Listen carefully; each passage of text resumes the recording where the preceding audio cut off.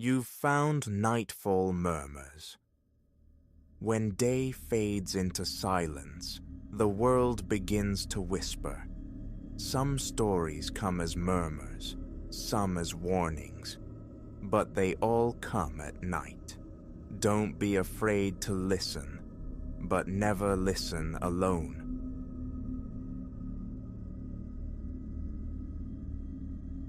The first time I glimpsed motion among the leaning monuments of Willow Creek necropolis, I chalked it up to another courier cutting through.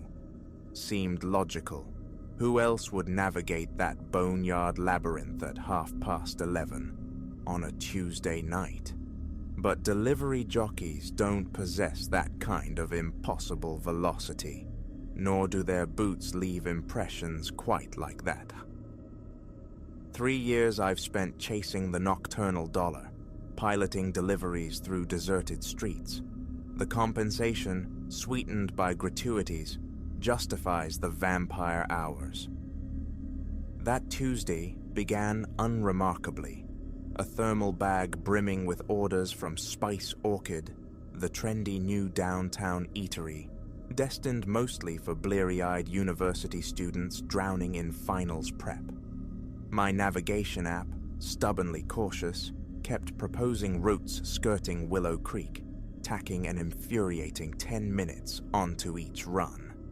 After the third such detour, impatience won. Time was money. I swung the wheel towards the cemetery shortcut. Plenty of drivers did.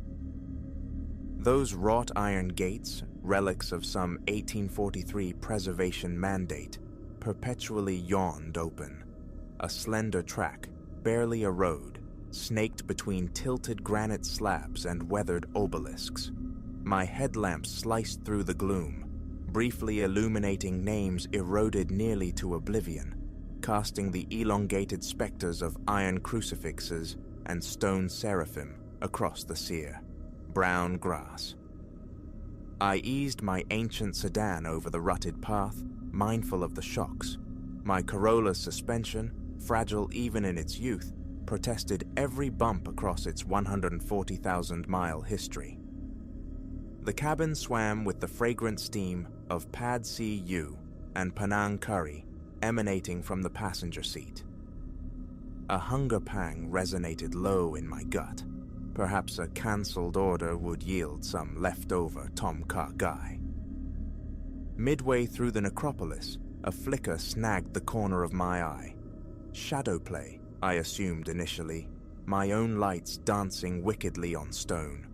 Then, stark clarity, a silhouette, fluid and impossibly swift, darting between the rows of markers.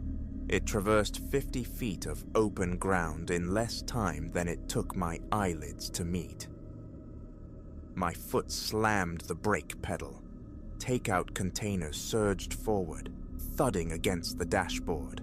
I peered through the windshield, eyes straining to recapture the runner. Stillness reigned, save for the wind sighing through skeletal branches. "Just fatigued," I murmured, the words tasting like self-deception. Minds fabricating phantoms. Double shifts all week, covering for a sick colleague. Sleep deprivation conjures strange apparitions. I nudged the accelerator, pushing the Corolla a little harder now.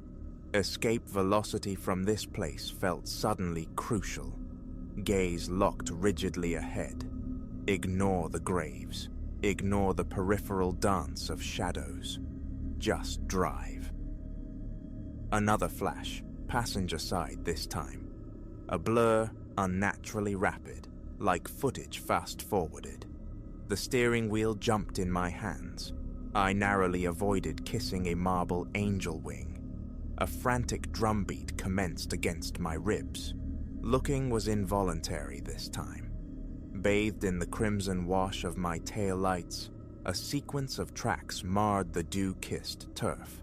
They arrowed directly towards my car, halting mere feet from the passenger door. Deep indentations, gouged as if by someone sprinting with inhuman force. Gas pedal met floor. The engine shrieked a high, thin complaint as I surged down the narrow cemetery lane. Suspension be damned. My mirrors offered only receding monuments and deepening darkness, punctuated by the fading ruby glow of my lights. The remainder of the shift dissolved into a haze. Deliveries executed on numb autopilot, customer interactions barely registering. By the time the final order was dispatched at 2 a.m., I'd almost managed to reclassify the cemetery incident as a figment of exhaustion. Sleep plays cruel tricks. I pointed the Corolla homeward, religiously adhering to the longer route around Willow Creek. No more shortcuts, not tonight. The asphalt ribbons were desolate, save for the occasional lumbering semi. My eyelids felt weighted with lead. 15 minutes more to sanctuary, to bed. A few blocks shy of my apartment, the fuel light blinked insistently. The fluorescent glare of the quick stop felt sterile, accusatory. Mine was the only vehicle. Inside, the night clerk remained engrossed in his phone's glow, oblivious. Back beside my car, refueling, a detail froze the blood in my veins. Muddy footprints patterned the passenger side of my Corolla. Not splashed, but distinct prints. They began inches from the door handle, tracing a path along the car's flank, parallel to my direction of travel, as if someone had run alongside me. The mud was a distinctive reddish clay hue, identical to the soil within Willow Creek necropolis. Numbly, I circled the vehicle, tracing the impossible trail. They followed the car's contour precisely to the rear bumper, then simply ceased, vanished. My hand trembled as I fumbled with the driver's side door. The car's interior held a new scent beneath the fading perfume of Thai spices, an undercurrent, musty and telluric, redolent of damp earth and decaying leaves. The drive home was executed at the exact speed limit, knuckles white on the steering wheel. Each red light stretched into an eternity, my gaze flicking constantly to the mirrors, searching the vacant streets behind. Pulling into my apartment complex's lot, I bolted from the car, sprinting indoors without a backward glance. Sleep offered no refuge. Every drift towards unconsciousness was shattered by the imagined echo of footfalls pounding past my second-story window. Around 4, oblivion finally claimed me, albeit shallow and fraught with unease. Morning lent a surreal, dreamlike quality to the previous night. The muddy prints remained embossed on my car's paintwork, though somehow less overtly menacing under the flat light of day. Rational explanations queued up. A juvenile prank during a delivery stop. Mud flicked up by another vehicle. Sheer coincidence. My phone vibrated, a text from my dispatcher. Short-staffed again tonight, Leo. Need you covering late shift. Pays time and a half. I stared at the screen, the words blurring. Prudence screamed refusal, demanded rest, distance, but rent loomed, and premium pay was a powerful siren call. Okay, I typed back, fingers moving with detached agency. I'm in. Dusk painted the sky bruised purple as I pulled into the Spice Orchid lot. A new directive echoed in my mind. Absolutely no traversing Willow Creek necropolis, regardless of time saved. Main arteries only. Well-illuminated paths. The initial hours passed uneventfully. The usual rhythm of student pad thai orders. families seeking spring rolls and massaman curry. I adhered strictly to the brightly lit boulevards, swatting away the GPS's insistent suggestions for the cemetery shortcut.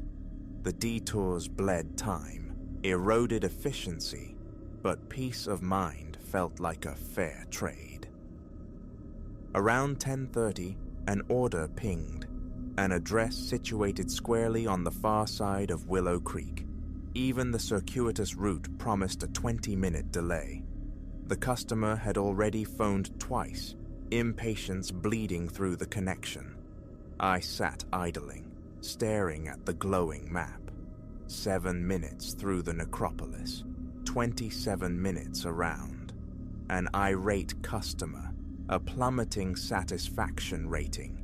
Too many of those, and the algorithm demoted you, starved you of lucrative runs. "This is absurd," I vocalized into the empty car. "It's just geography, stones and dirt. Last night was fatigue, nothing more." Before logic could mount a counter-argument, I yanked the wheel, turning onto the shadowed lane leading towards Willow Creek's gaping maw. The entrance felt different tonight. More profound darkness clung to the familiar ironwork, shadows stretching like skeletal fingers in my headlights. Passing through the gates triggered a distinct pressure shift in my ears, the kind you feel ascending a steep mountain pass. Eyes forward, glued to the crumbling asphalt ribbon. Don't look left, don't look right. Just drive. Expedite passage. Halfway through, my phone signal flatlined.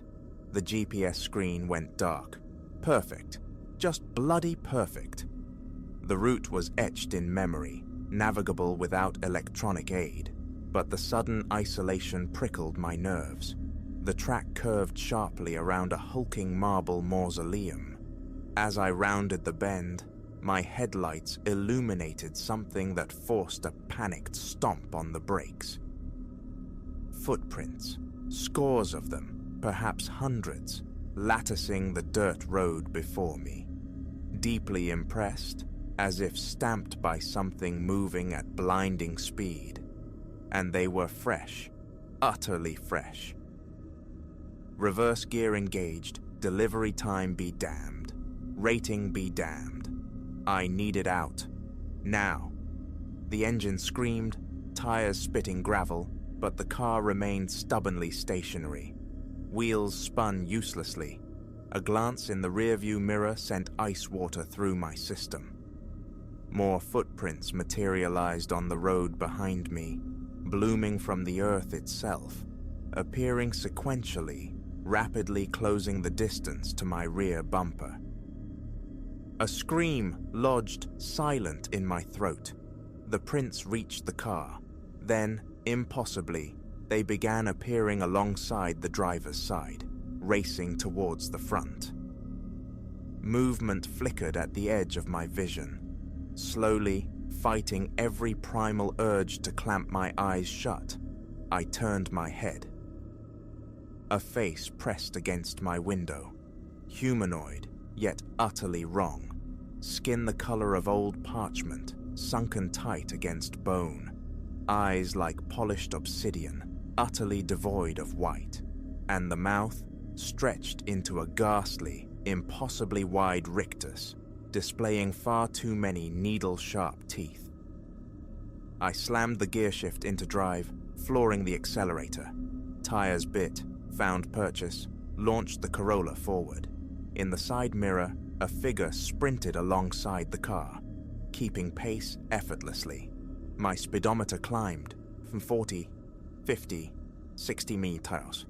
The figure's locomotion was jerky, unnatural, legs pumping like pistons in manic overdrive, arms flailing at grotesque angles. Yet it mirrored my velocity exactly, a horrifying outrider glued to my flank. 70 miles per hour as I blew through the cemetery gates. The instant I crossed the threshold, the figure vanished, ceased to exist between one heartbeat and the next. My rearview mirror showed only Willow Creek receding into the night, serene and undisturbed between its stones. My phone sprang back to life, the GPS recalibrating my position. The pressure in my ears equalized. The mundane sounds of the city filtered back. Distant sirens, a barking dog, the low thrum of power lines. I veered into the first gas station lot I saw, engine idling, body racked with tremors for a full 20 minutes. When courage returned enough to inspect the car, fresh footprints traced the driver's side, starting at the rear bumper, ending precisely at the front wheel well. The mud glistened, still wet. I called the dispatcher, fabricated a family emergency, said I was done for the night. His irritation was palpable but irrelevant. I drove straight home, sticking religiously to major roads. Every stoplight was a torment. Mirrors scanned obsessively for loping figures in the periphery. That was 3 nights ago. I haven't returned to work. The dispatcher's calls go unanswered. The footprints remain etched onto my car's paint. I lack the fortitude to wash them away. Sometimes, deep in the night, I hear it, the unmistakable cadence of running footsteps outside my apartment. Swift footsteps, too swift. Found a new job today, stocking shelves, daytime hours. The pay cut stings, but the trade-off is survival. No more nocturnal journeys near Willow Creek necropolis.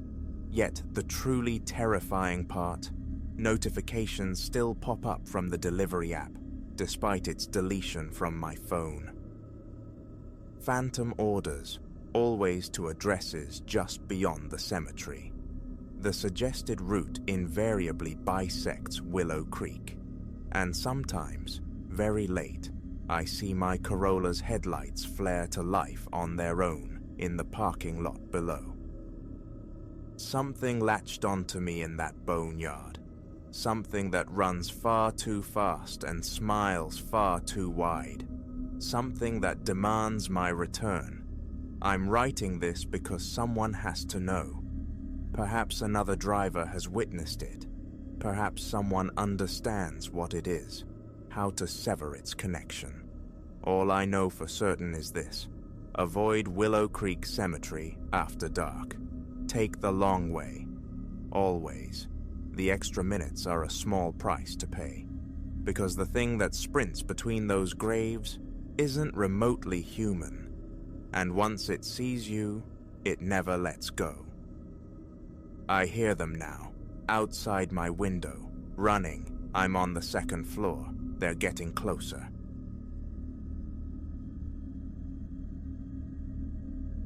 What ruptured the quiet wasn't thunder, but static, an abrasive shriek tearing through the car's speakers, obliterating the mellow guitar solo that had been my companion for nearly 3 hours. It clawed like a nest of furious hornets. My fingers fumbled with the radio dial, searching the frequencies for refuge, finding only an unrelenting wall of white noise, and then slicing through the electronic blizzard, sharp and intimate. "Ethan!" My hand recoiled from the dial, as if burned. The voice, a near whisper, held a chilling gentleness that raised the fine hairs along my arms. A glance at the dashboard clock confirmed the ungodly hour, 2:37 a.m. Beyond the cone of my headlights lay only an obsidian ribbon of Arizona highway, swallowed by the vast, indifferent desert. Cacti stood like skeletal sentinels on either side, their moon-cast shadows twisting into grotesque shapes. Not another soul shared this road. The last flicker of humanity had been a desolate gas station 40 minutes back, where I'd fueled up and grabbed coffee. The rheumy-eyed attendant had offered a peculiar, lingering gaze when I'd mentioned heading east on Route 60. The static persisted, a frantic energy filling the small space, but the voice withheld itself. I fiddled with the antenna, a useless gesture. A sudden thirst tightened my throat. My coffee cup sat accusingly empty in its holder. Then the whisper returned, amplified, insistent. "Ethan, listen." Instinct slammed my foot onto the brake. The tires bit into the asphalt with a gravelly sigh as the car slowed. My heart hammered a frantic rhythm against my ribs. My phone. I needed my phone. Needed the anchor of another human voice, even a recorded one, to dispel the rising tide of unreality. Shifting into park on the dusty shoulder, I snatched the device from the cup holder. Its screen flared to life, displaying a single defiant bar of signal, and beneath it, a notification for an unsent message. A cold fist clenched in my gut as I registered the sender, my own number. With fingers that felt disconnected from my brain, I tapped the screen. The message read simply, "Don't stop," time-stamped 1 minute prior. I hadn't laid a hand on the phone for hours. I stared, locked onto the glowing characters, my breathing shallow and ragged. The radio static abruptly surged, thickening, and through its churning depths, the whisper coiled again. "Ethan, behind you." Every nerve ending screamed. My gaze shot to the rearview mirror. Blackness stared back. Then, far down the highway, twin pinpricks of light ignited, swelling rapidly, hurtling towards me. Panic seized me. I slammed the gear shift into drive, stomped the accelerator.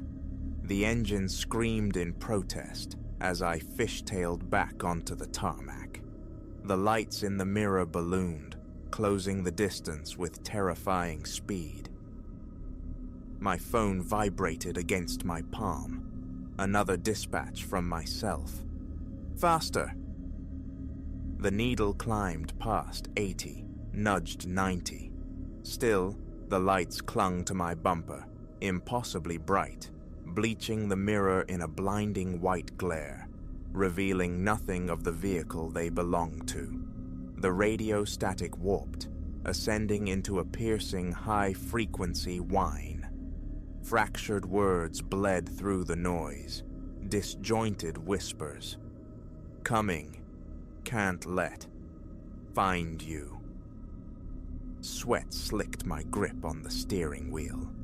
The highway stretched before me, an endless, featureless void under the cold moonlight. No exits, no turn-offs, no other travelers. Just me, the suffocating dark, and the relentless presence behind. The phone buzzed anew. "Take the next right." A strangled laugh escaped me, harsh and unfamiliar. "There is no right!" Nothing but unforgiving desert terrain waited beyond the shoulder. Taking a right meant plowing into rock and thorn, a wreck in the wilderness. As if in answer, the pursuing headlights flared, an incandescent nova that forced me to wrench my gaze away from the mirrors. The pursuing engine roared, a deep-throated growl I felt vibrating through the floorboards, up my spine. And then I saw it, something that froze the marrow in my bones. Ahead, a rupture in the guardrail, and leading away from it, a dirt track snaking north into the desert gloom. A track I would stake my life hadn't existed seconds before. The phone vibrated, a final command. "Now!" I hauled the wheel to the right. Tires screamed in protest as the car slewed sideways, threatening to break free. Miraculously, it held the turn, lurching violently onto the dirt path. My teeth slammed together. In the rearview mirror, a fleeting glimpse, the blinding headlights shot past the turnoff, continuing their eastward trajectory down the highway, without pause, without deviation. I pressed on along the rutted track, adrenaline still singing in my veins. After a mile or so, the sheer absurdity forced me to slow, then stop. The engine ticked, a cooling metal counterpoint to the sudden, profound silence. The radio was dead. Not even static whispered now. One last vibration from the phone. "Get out! Walk 100 steps north. Bring the phone." For a long moment, I remained cemented to the driver's seat, hands welded to the wheel. Every rational fiber screamed retreat, back to the highway, towards the illusion of safety. Yet I opened the door and stepped out into the crisp, cold desert night. My shoes crunched on the gravel path. Guided by the stark moonlight, I walked north, counting each step aloud like an incantation. Shadows stretched long and sharp from every stone, every skeletal bush. 98, 99, 100. There, thrust into the unforgiving earth, stood a small wooden cross, weathered to a pale, ghostly grey. Affixed to it, shielded by a plastic sleeve, was a slip of paper. My hand trembled as I drew it free. A newspaper clipping, dated precisely 1 year into the future. Headline: Body of missing man found on Route 60, Ethan Vance, 34. Identified as hit-and-run victim. Beneath it, scrawled in familiar handwriting. My handwriting. Tried to warn myself last time. Didn't work. Maybe this time changes things. My phone pulsed again, displaying not a received message but a draft, never sent, dated 1 year ago. They won't stop until they find someone better, the cross Sarkant, than the morgue. Leave this for the next Ethan. Keep driving west. Don't look back. I stood paralyzed in the vast darkness, the paper fluttering in my grasp as the distant thrum of engines swelled anew from the highway. Headlights swept the horizon, searching. Galvanized by primal fear, I sprinted back to the car, gravel spitting beneath my feet. The engine caught instantly, a small miracle. I spun the car around, pointing it west along the dirt track, away from the highway, away from the searching lights. The radio remained mute. The phone stayed dark. Driving through the pre-dawn chill, my mind raced, grappling with the ghost of the Ethan who left that cross, the one who became a headline. I drove until the first hint of dawn bruised the eastern sky, finally pulling into a nondescript town deep in California. Checked into a motel, slept 12 dreamless hours, woke, wrote everything down, every terrifying detail, sealed it in an envelope addressed to myself, marked open in 11 months, and dropped it in a mailbox. That was 3 weeks ago. Night driving is now unthinkable. Empty highways, desert roads, forbidden territories. Sometimes, reflexively, I check my phone for phantom messages from my own number. Silence, so far. The envelope is somewhere in the postal system, 10 months from its destination. Will I need its contents? I don't know. But the image of that lonely cross burns behind my eyes. I think of the Ethan who put it there, and the one before him who didn't escape. I wonder, is another Ethan out there now, cruising down Route 60 under a canopy of indifferent stars? Will he hear the static bloom? Will his name be whispered? Will he heed the impossible warnings when they come? Yesterday, I bought a different car. I made damn sure it didn't have a radio.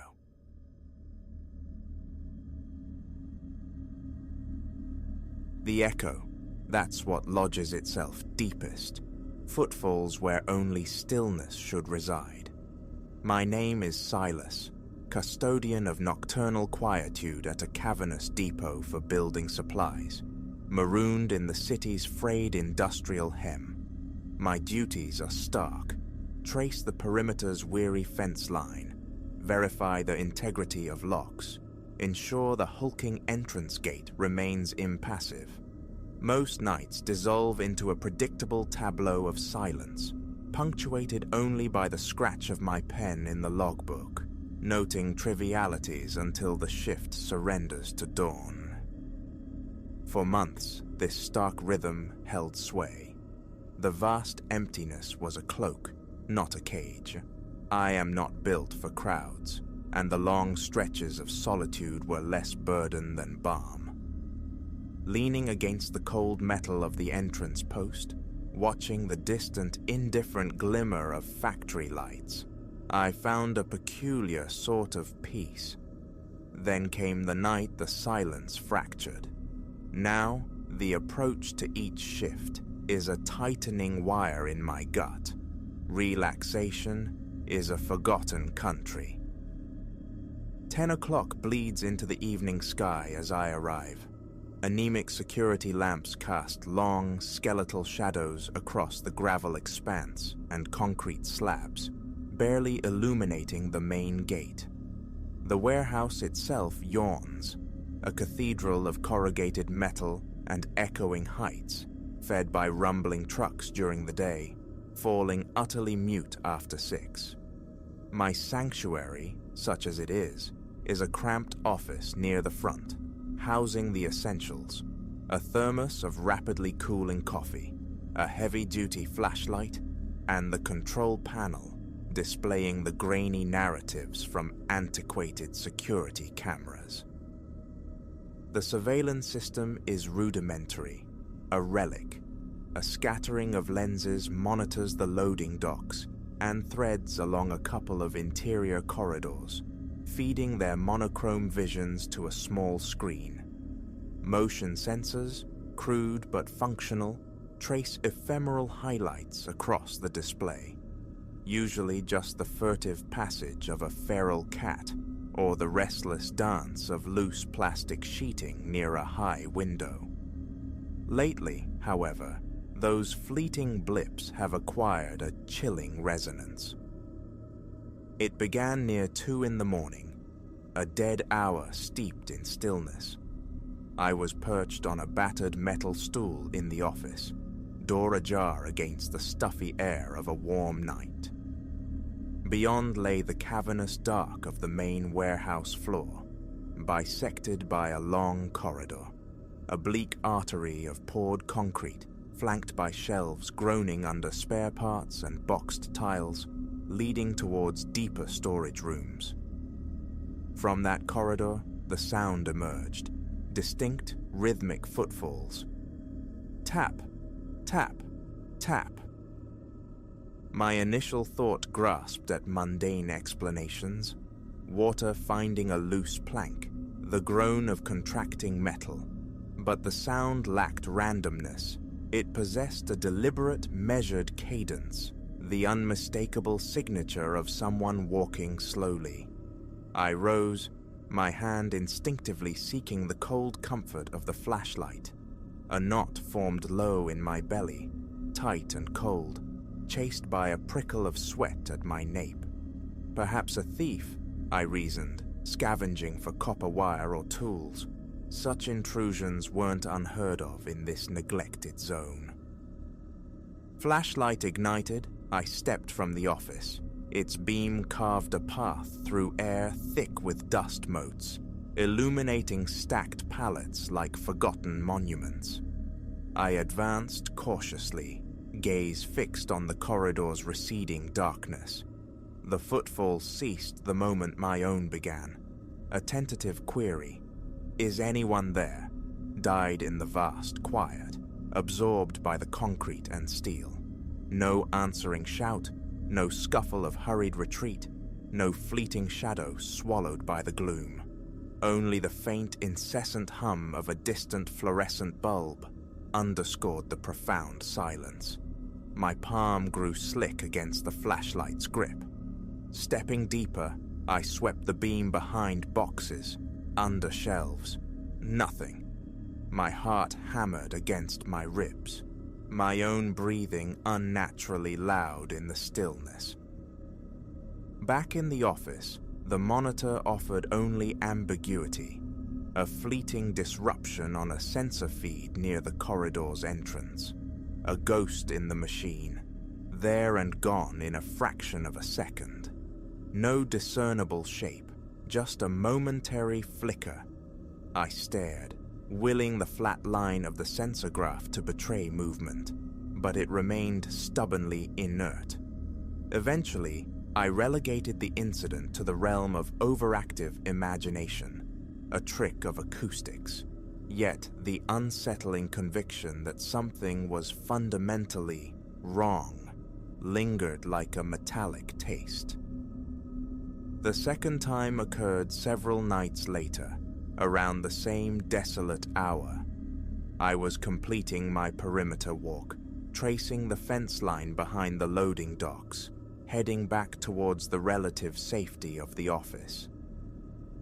As I re-entered the main warehouse space, a different sound broke the night's monotony, a soft scuff against concrete, like a hesitant shoe finding purchase.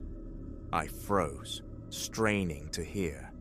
Then the tread returned, heavier this time, booted, deliberate. Whipping around, I aimed the flashlight down the familiar corridor. My beam sliced through the interior gloom and found it, a silhouette stark against the deeper shadows at the corridor's end, utterly motionless facing me. No features were visible, just a solid, man-shaped void. My breath hitched, caught somewhere in my throat. I expected it to flee, to react, to challenge me. It did nothing. It simply stood there, an unnerving statue carved from darkness. My pulse roared in my ears. My arms felt strangely distant, numb. A strangled, "Hey!" ripped from my throat, echoing uselessly in the cavernous space. The figure remained, a tear in the fabric of the visible. I took a hesitant step forward, keeping the light trained directly on it. The edges of the shape seemed to fray, to waver like heat haze rising from asphalt. Blinking, I tried to force focus, advancing perhaps 10 paces. By the time I reached the spot where it had stood, there was only empty air, thick with the smell of dust and old machinery. Frantic sweeps of the flashlight revealed nothing. I circled the area, checked behind every stack, peered into every shadowed recess. Vacancy, a coldness unrelated to the ambient air, seeped into my bones. The urge to bolt, to call the authorities, warred with the paralyzing question, what could I possibly report? A shadow that wasn't there? Reviewing the camera recordings yielded only further confusion. A cascade of brief sensor alerts, triggered sequentially along the corridor. Camera 1, then 3, then further down. Too rapid, too precise for any stray animal or explainable phenomenon. It looked like digital noise, static where a solid form should have been. Replaying it offered no clarity, only deepening the mystery. The remainder of that shift was a taut wire of vigilance. I patrolled more frequently, checked and rechecked every external lock. By sunrise, my nerves were shredded ribbons. From that night forward, the warehouse ceased to be merely empty. It became watchful. Whispers of sound became unwelcome companions. Phantom taps on steel shelving, a low grind, along unseen walls, and always the footsteps, sometimes light as shed skin on concrete, sometimes heavy as judgment. Venturing from the office felt like stepping onto thin ice. My tentative mention of the occurrences to a day shift foreman earned a dismissive shrug, a platitude about old buildings settling. Their casual jests, "Mind the ghost, Silas," followed by laughter, felt like another layer of isolation, reinforcing the strangeness of my solitary vigils. I attempted to chart the incidents, seeking a pattern in the timing of the footsteps or the camera flickers. None emerged. Midnight, 3 a.m., sometimes entire nights of blessed, unnerving quiet. Though these grew rare, sleep, when it came during the daylight hours, was shallow, haunted by the image of that still, dark figure. One night, desperate to reclaim some semblance of control, I imposed a rigid patrol schedule, hourly sweeps, meticulous checks of every corner. 11 p.m., midnight, all clear, noted meticulously in the log. By 1 a.m., a fragile sense of ease began to return. Perhaps activity was the antidote to imagination. Then, past 1:30, while back in the office chair, the monitor flared. An impossible leap. Sensor 3, deep in the main hallway, triggered mere seconds after Sensor 1 near the south entrance, bypassing Camera 2 entirely. Something had moved with unnatural speed, traversing unseen paths. Adrenaline surged, cold and electric. Grabbing the flashlight, hands trembling, I burst from the office. My pulse hammered in my temples. Entering the main hallway, I immediately heard it. A definitive shuffle from just around the nearest corner. I lunged forward, flashlight beam bouncing erratically. I caught the barest impression, the curve of a shoulder or back, a shape melting into the adjoining corridor. Pursuit was instinctual, my boots hammering a frantic rhythm on the concrete, the sound echoing strangely off the high metal ceiling. Rounding the corner, I confronted nothing. A cul-de-sac formed by stacked sheets of plywood and inert metal pipes. No doors, no windows, no conceivable exit, nowhere to vanish. Yet vanish it had. A tight, nauseating knot formed in my stomach. My breathing came in ragged gasps, legs suddenly weak. I leaned against the plywood stack for support, the flashlight beam trembling in my unsteady hand. Listening intently, I heard only the frantic cadence of my own breath. The impossibility of it struck me with chilling force. The fear was no longer a creeping unease. It was a physical presence, cold and sharp, pressing in from all sides. My arms tingled. Leaving seemed the only sane option, but the stark reality of bills anchored me there. Swallowing the fear, I stayed until morning, saying nothing of this particular encounter. Who would believe it? Madness or fabrication? Those would be the assumed explanations. The weeks that followed blurred into a cycle of escalating dread. Footfalls became bolder, sometimes sounding impossibly close, just behind me, prompting frantic, fruitless turns into empty space. One night, near 3, a violent clang shattered the stillness. A heavy steel pipe dislodged from a shelf 6 feet high, clattering onto the concrete near distant crates. I sprinted towards the sound, knuckles white on the flashlight. I found the pipe spinning lazily to a halt in the center of an empty aisle. Nothing else stirred. The shelf it came from showed no sign of instability. Something had to have pushed it. Trembling, I retrieved the pipe, replacing it with deliberate care. The subsequent hour was spent in a painstaking, fruitless search of every aisle, every shadow. My cheap webcam, strategically placed in a suspected pathway, yielded only the same frustrating, ephemeral flickers that defied identification. The sensation intensified, a constant pressure at the edge of perception, like unseen eyes boring into my back. Driven to near desperation one shift, I undertook a methodical dissection of the entire warehouse structure. Nearly 2 hours spent peeling back tops, peering into empty containers, probing behind dormant machinery, shining my light into every neglected corner. The result? Absolute vacancy. No human trace beyond my own boot prints layered in the dust. No bedding, no refuse, no sign of intrusion or clandestine habitation. Yet the feeling persisted throughout the search, a palpable weight, raising the hairs on my arms, chilling the sweat that soaked through my shirt.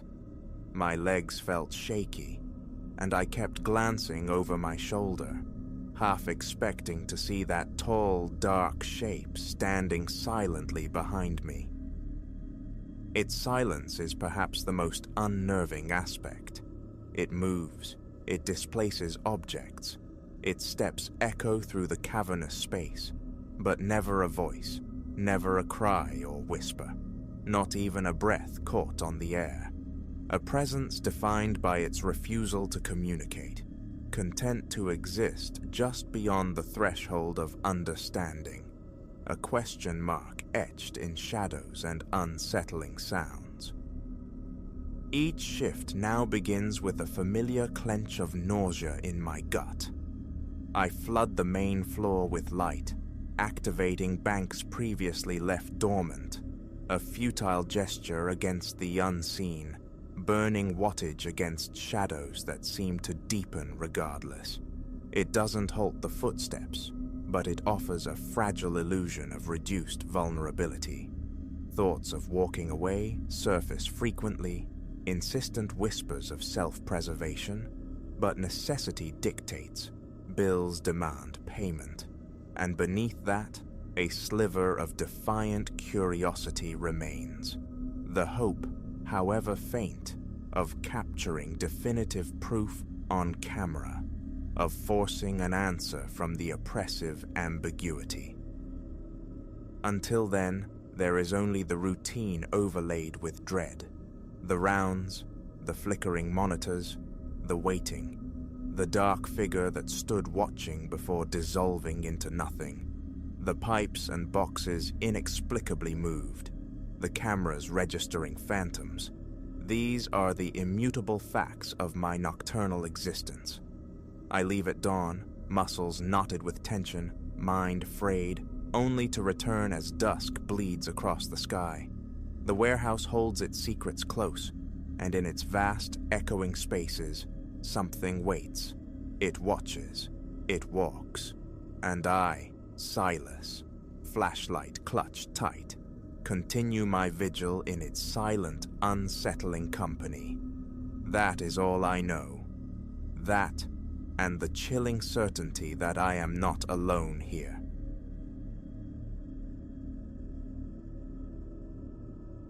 The instant their hushed tones snagged on the phrase, "Make the problem disappear," the stale coffee air of the diner thickened. This wouldn't be just another Tuesday graveyard shift bleeding into Wednesday dawn. No, tonight plunged deeper, into shadows I hadn't fathomed existed beneath the fluorescent hum. It was that dead hour, suspended between yesterday's regrets and tomorrow's anxieties, when the city exhaled only the necessary and the nocturnal predators. 6 months I'd poured burnt coffee at the Beacon Diner, witnessing the parade of human flotsam, sodden revelers seeking grease-laden absolution, truckers chasing caffeine jolts potent enough to peel chrome, restless adolescents drunk on curfew defiance, but the pair slipping through the door at 2:37 a.m. pulsed with a different energy. Their stillness was coiled, their gazes sharp, instruments honed for something other than consuming lukewarm chili. One, tall as a shadow, stretched long, possessed hair, shorn to the scalp, and eyes that swept the room like searchlights. His companion, a block of condensed muscle, had hands that seemed forged to crush, not cradle, a coffee mug. They chose a booth swallowed by the back wall's gloom, maximum distance from the streetlight's indifferent glare. Notepad in hand, I drifted towards them. "Evening, welcome to the Beacon. Coffee?"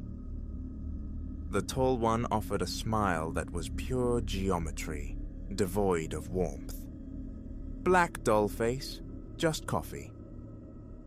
Turning away, the pressure of the stocky one's stare prickled the nape of my neck. An unease, cold and metallic, settled in my gut.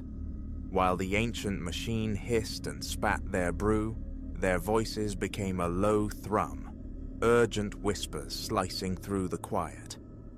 Fragments snagged my attention. "Has to vanish by sunrise. Thorn won't tolerate another foul-up. The current takes everything, down river, forgotten." The ceramic pot nearly slipped from my grasp. Vanish?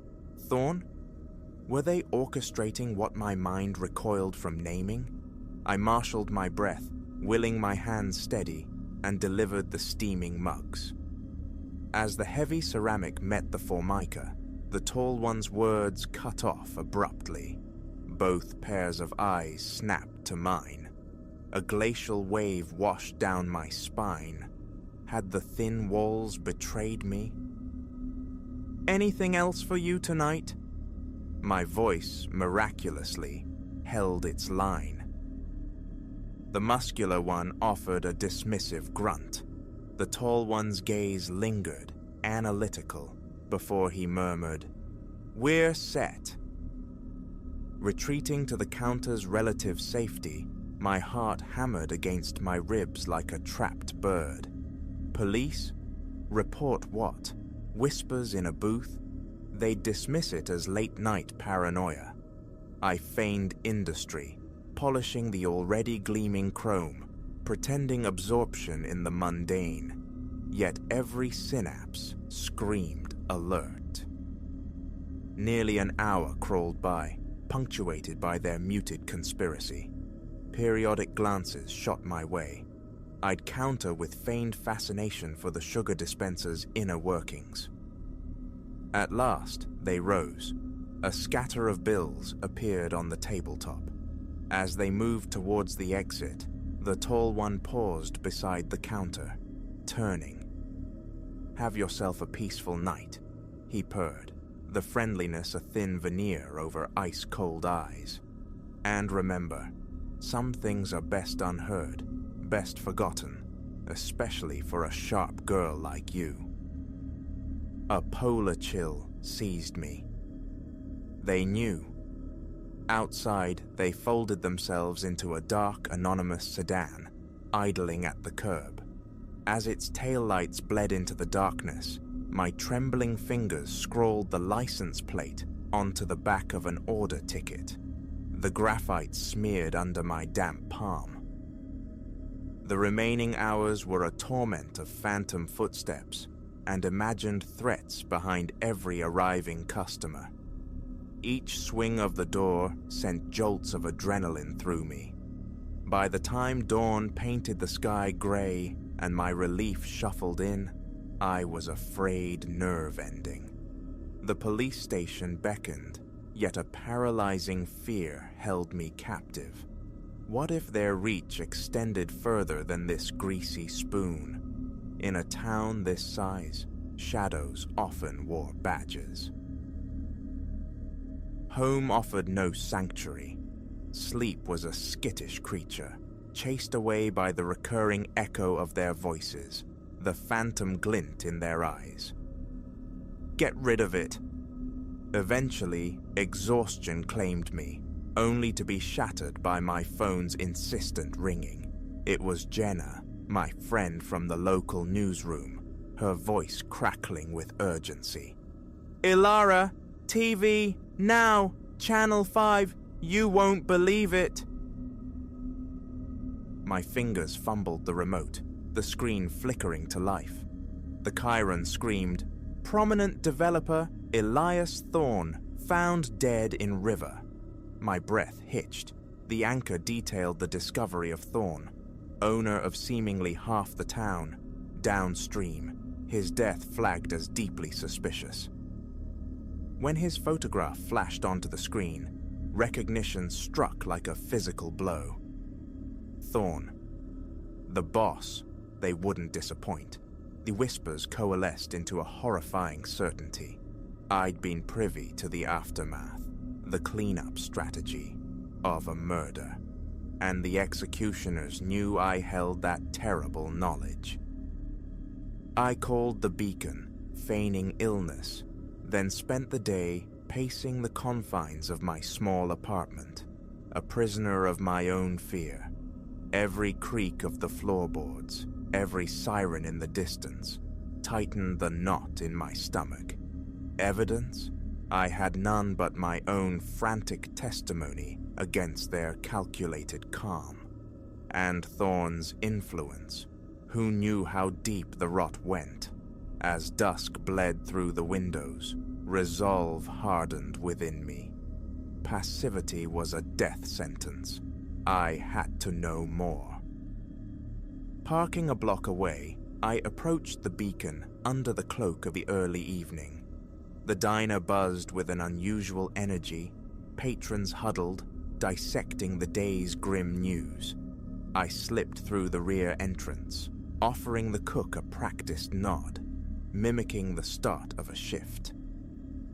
My target, Silas's office. My heart pounded a frantic rhythm against my ribs.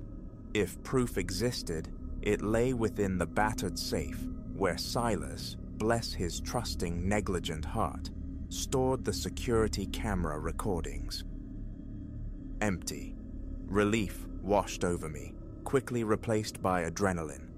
The combination, easily gleaned weeks ago, yielded the safe's contents: bundles of cash, mundane invoices, and a plastic box of USB drives, dated meticulously.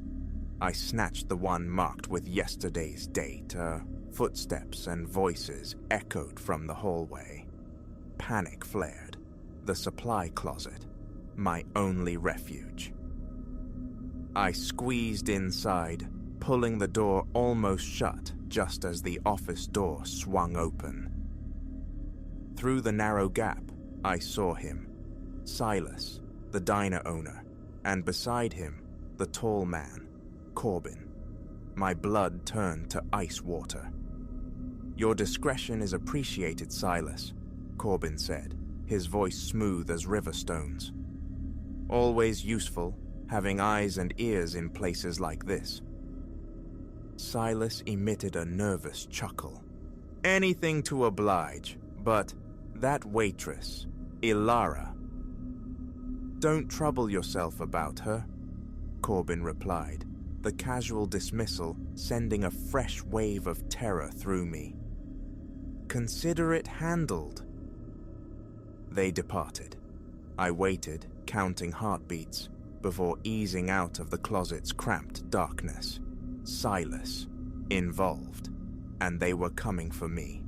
The USB drive felt searingly hot in my fist as I bolted, sprinting back to my car, rearview mirror reflecting only my own mounting panic.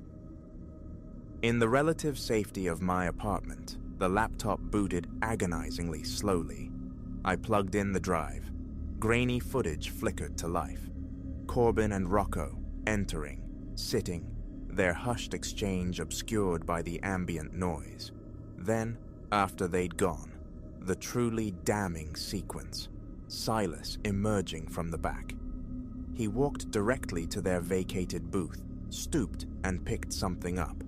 something small that glinted under the lights before he quickly pocketed it. A knife, small perhaps, but potentially stained. He carried it back towards the office. Silas wasn't just aware, he was an accessory, actively concealing evidence. I stared, numb, the pieces clicking into a terrifying mosaic. The police remained a gamble, especially now, knowing Silas, my seemingly harmless boss, was entangled. A sharp rap on my apartment door shattered the silence. "Ilara, it's Silas. Need a word." My heart threatened to implode. How? He shouldn't know I was here. Shouldn't know I'd been back to the diner. "Ilara, I know you went back tonight. We should talk about what you might have seen." His tone was placating, neighborly, but underscored with a steely insistence. He knew. Phone clutched in one hand, USB drive in the other, I scanned the room for a weapon, an escape. The knocking intensified, harder now. "Ilara, please, open up. Let's sort this out." A glint of metal in the lock. Silas must keep masters for employee units. No time. The window. 3 stories down, a dumpster overflowed with bulging plastic bags. A desperate calculus. Probable injury versus certain doom. As the lock clicked open, I inhaled sharply, swung the window wide, and launched myself into the night air. The impact knocked the wind from me, pain lancing up my leg despite the garbage bag's meager cushion. Scrabbling out, Silas's furious shout echoed from the window above. "There! She's making a run for it! Get her!" Pain forgotten, I ran. Ran harder than I knew possible, the small USB drive a talisman against the encroaching darkness. It was everything now. My accusation, my shield, my curse. The darkened streets offered fleeting cover, but my mind raced ahead. Where to go? Who remained untainted, trustworthy? One truth burned clear. The life I knew had evaporated the moment I heard those whispers. I was submerged, caught in a lethal current far deeper than any river, all for the price of a late-night coffee order at a 24-hour diner.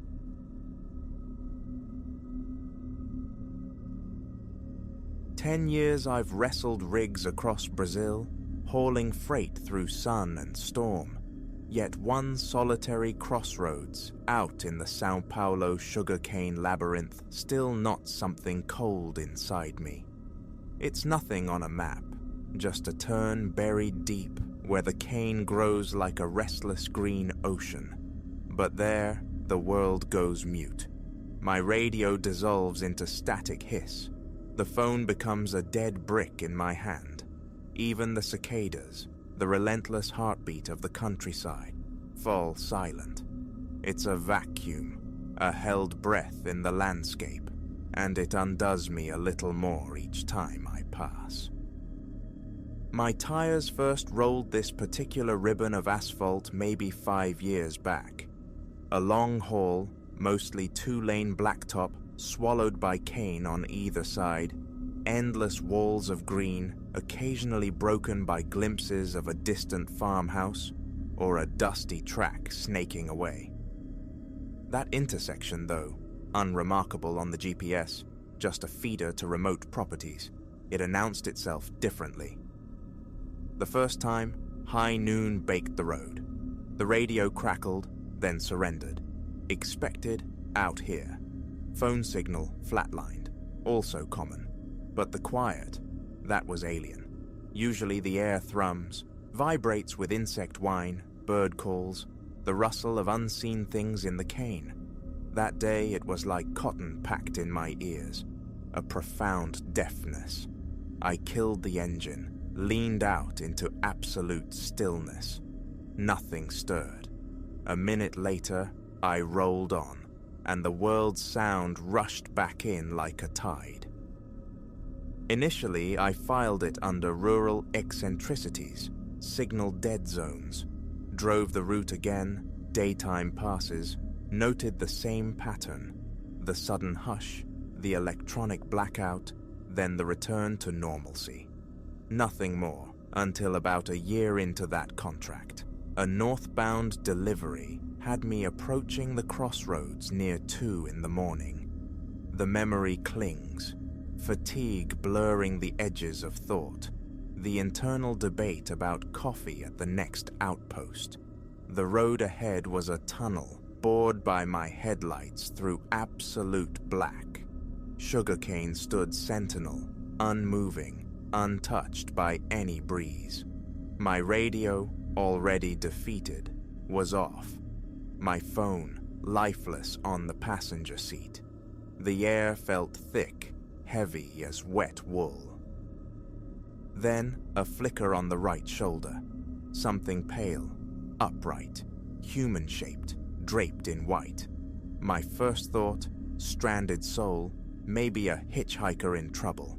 I eased off the accelerator. High beams splashed across the spot, illuminating what looked like a long garment, perhaps a dress.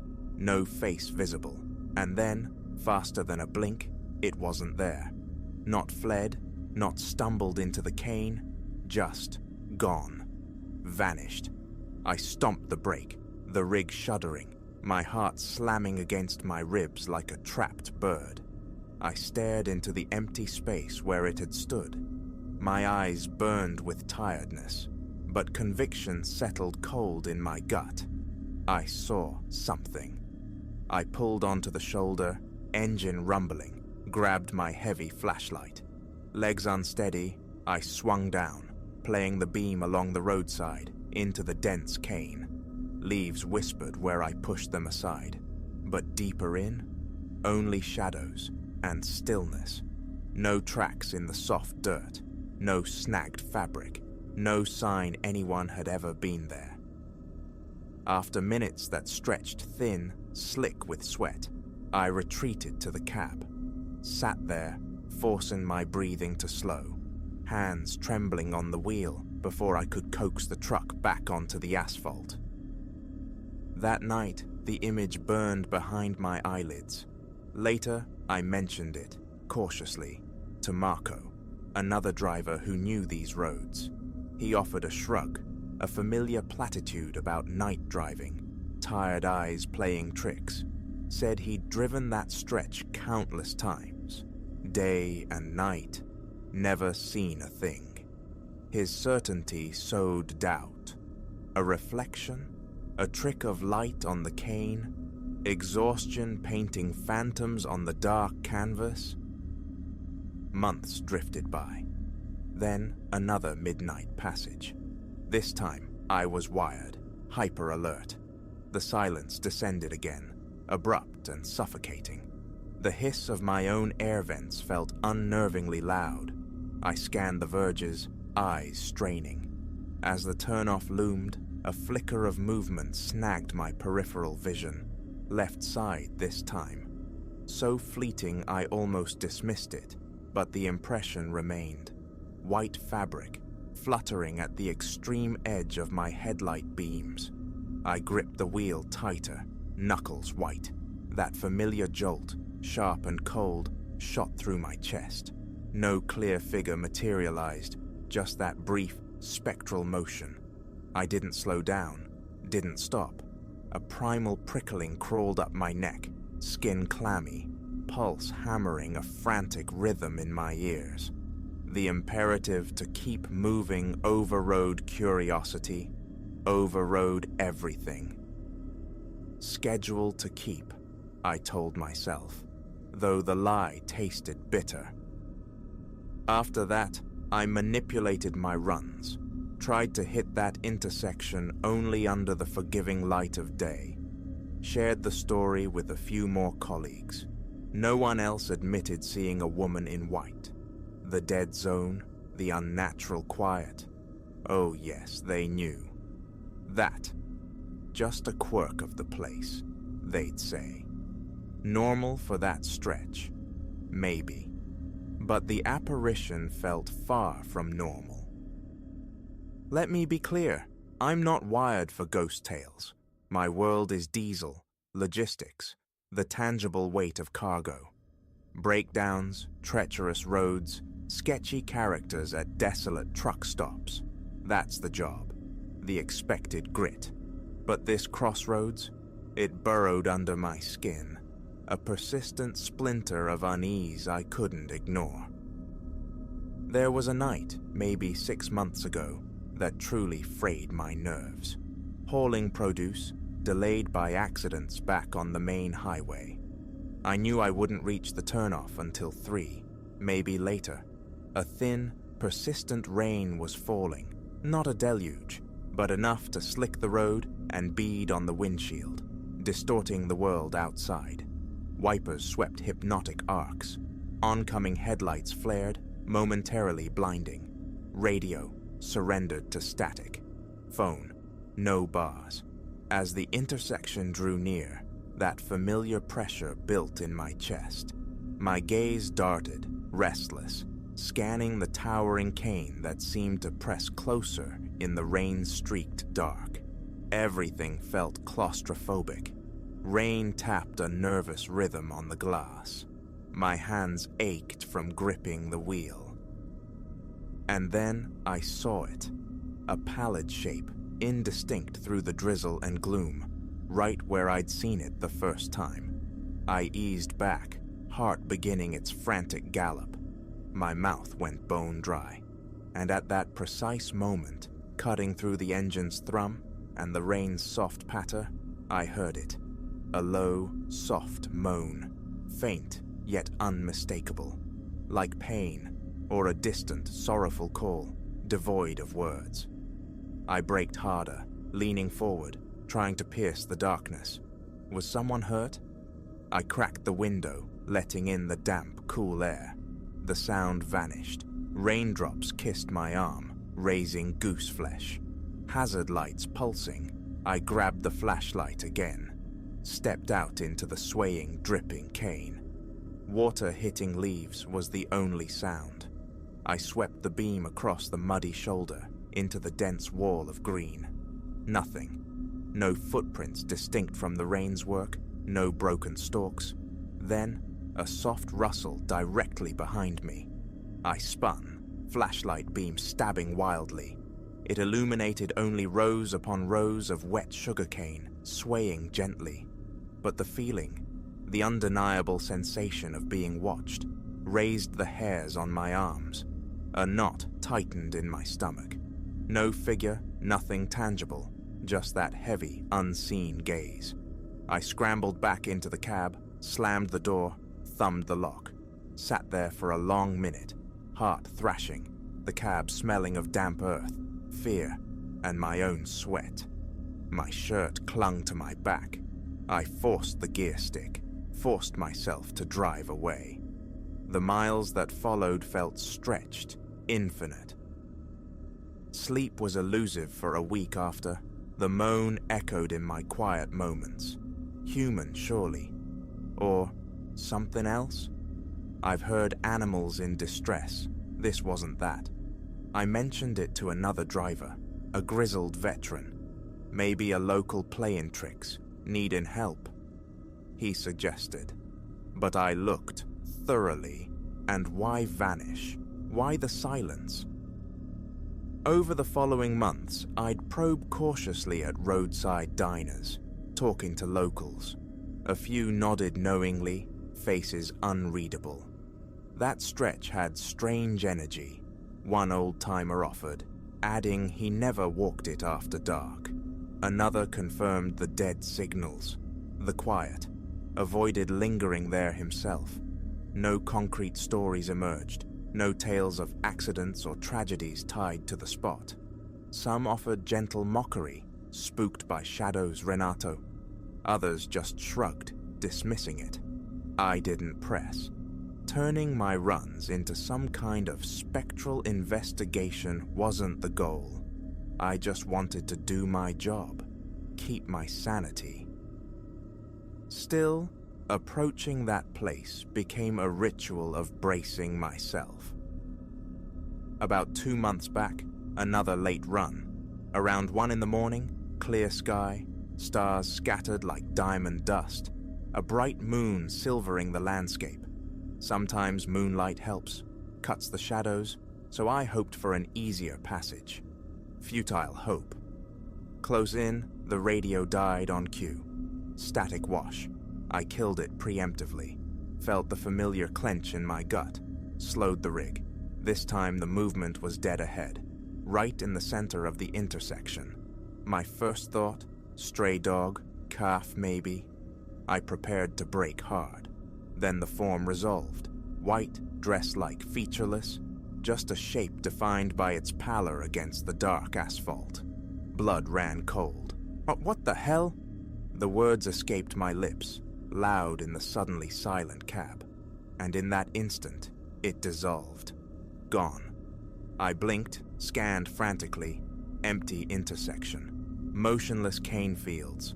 Only the rumble of my engine, the frantic pulse in my own neck. I didn't stop. Couldn't. Kept rolling, heart refusing to slow. Shirt suddenly damp under my arms. Hands shook on the wheel. I cranked the AC, needing the cold shock to steady myself. Checked my mirrors obsessively. Every roadside shadow leapt, morphed. Minutes later, the phone chimed. A notification. Signal restored. The radio sputtered, finding a distant station, like crossing an invisible boundary back into the normal world. I don't have a name for it. Ghost, hallucination, atmospheric anomaly, labels feel useless. All I know is the wrongness of that place, the palpable weight in the air. Maybe some old sorrow stains the ground there. Maybe it's just a patch of earth where physics goes sideways. I honestly don't know, but the dread is real. Every time that knot tightens in my stomach, my arms go numb. I find myself strangling the steering wheel, jaw clenched, eyes scanning, waiting, dreading the flash of white. 2 weeks ago, the schedule dictated another midnight transit. Tried to leave earlier, got snagged in highway gridlock, pulled off the main route already deep into the night, stopped at a fluorescent-lit gas station 20 miles shy of the crossroads, needing a moment. Checked the tires, fueled up on bitter coffee, exchanged a few words with the attendant. He nodded when I vaguely mentioned the area ahead. Said past the next few hills, things got a bit strange. Heard tales himself, he admitted, hushed voice, glancing around the empty store. Mentioned a figure in white, though he'd never seen it personally. A chill traced its way down my spine at his casual confirmation. I didn't ask for more. Back on the road, quiet night, stars blazing, the sweet loamy scent of sugarcane thick in the air. GPS showed me closing in. I switched off the radio before the static could claim it. Phone signal flickered. 1 bar, 0, 1, then 0, for good. I slowed, deliberately inhaled, exhaled, kept my eyes locked forward. Palms slick, I wiped one on my jeans, the other white-knuckled on the wheel. Past the weathered sign indicating the turn. Cane pressed close, impenetrable walls on both sides. Road utterly deserted, save for maybe the distant lights of another truck far behind me. Within a quarter mile, the silence slammed down. Engine noise muffled, distant. Cracked the window. No crickets, no wind sighing through the leaves. Nothing. Just a thick, waiting quiet. Reached the intersection. Headlights swept the asphalt, the shoulders. Looked clear, normal. For a heartbeat, I thought. Maybe this time. Then, periphery, left side again. A shape moving with impossible slowness at the very edge of the cane. I snapped my head around. There. The white garment, long, still. My hands started to tremble violently. I hit the brakes hard. Seatbelt bit into my chest. The figure seemed to melt backward, receding into the dense green. I strained, desperate for detail. A face, confirmation of humanity. Silence reigned. Not even the leaves stirred near it. Sweat beaded on my forehead, trickled into my eyes. I could smell my own fear, sharp and metallic. Waited. 10 seconds. 20. The impulse to get out, to know, warred with a deeper, colder certainty. This time, I wouldn't. Too afraid of what I might find, or what might find me. I jammed the accelerator. The engine roared, tires biting the asphalt. Heart hammered against my ribs. Breath loud and ragged in my ears. A minute down the road, the night sounds rushed back in. Insects, the whisper of air over the cab. Radio crackled, alive again. Phone buzzed, service restored. Relief washed over me, potent but incomplete. My arms felt like lead, but I shook them out, forced myself to focus on driving. Checked my mirrors every few seconds for miles. I don't drive that road daily, but it's woven into the fabric of my work. I never know. Sometimes, just the silence, the dead zone, and an empty road. Other times, that fleeting glimpse of white that leaves my nerves frayed for days. Is there unfinished business clinging to that patch of land? Or is it just me, my mind playing tricks? I can't reconcile it, but I can no longer deny the evidence of my own senses, my own fear. Every time that turn approaches, I brace. For the silence, the dead radio, and the possible vigil of the figure in white. I keep driving. Quitting isn't an option, but it weighs on me. A constant low-grade dread. Headlights catch the turn. Stomach twists. I don't talk about it much now. Just keep my eyes forward, grip the wheel, and push through. Years now it's been like this. Haul the load, pass the spot, pray the shoulder is empty. And if it isn't, keep driving, because I'm not getting out of the truck again. No explanation forthcoming, just the cold certainty of what I've seen, what I've felt. It rattles me still, always.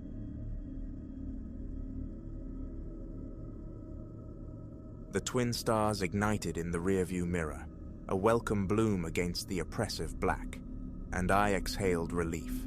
A second pair flared beside the first, closer, their glare unnervingly sharp, seeding unease in my gut. When the third set materialized, impossibly near, a certainty colder than the November night gripped me. These were not beacons of salvation, but heralds of a dread my mind struggled to encompass. My name is Elara. What began as a familiar pilgrimage to my parents' home for the holiday feast dissolved into a phantasmagoria that still splinters my sleep. It should have been straightforward. Me, my husband Julian, our children Leo, 10 years breathing, and Maya, 7 summers old. This ribbon of asphalt connecting metropolises was worn smooth by our previous journeys, though never under such a late moon. Julian's work had chained us until dusk, and by the time we entered the vast, empty corridor of farmland, midnight had long chimed and passed. The children were surrendered to dreams in the back. Julian and I traded shifts at the wheel, battling fatigue with murmured conversation and lukewarm coffee. I was navigating the asphalt river when the engine stuttered, a metallic cough echoing in the sudden silence as the radio's soft melody died. The car faltered, losing momentum despite my foot's pressure on the accelerator. "What's happening?" Julian murmured, surfacing from a shallow doze. A frown etched itself onto my face. "I don't know. Something's wrong." We drifted onto the gravel shoulder, the darkness outside absolute, a velvet void swallowing sound and light. Julian twisted the key. The engine responded with only a pathetic, rhythmic click. "Damn it," he breathed, fishing out his phone. The screen remained blank. Nothing, not a whisper of signal. Anxiety coiled low in my belly. Stranded miles from any town, cut off. The highway unspooled in either direction, a deserted track vanishing into the immense night. It was then I saw them, the first distant glimmers, nascent stars swimming towards us from the receding horizon. Relief, potent and swift, washed through me. Someone was coming. We wouldn't be marooned. "Look," I urged Julian, pointing. "Headlights. Maybe they can help." We stepped out, silhouettes against the faint starlight, waving our arms as the vehicle approached. But as it drew nearer, a dissonance registered. The beams were too piercing, mounted strangely high, and the vehicle itself swayed, performing a subtle, drunken waltz on the straight road. The knot in my stomach tightened, cinching off the earlier relief. This wasn't right. Just as it seemed poised to stop, the vehicle veered violently, accelerating past us with a low hum that faded swiftly into the night. "What in God's name?"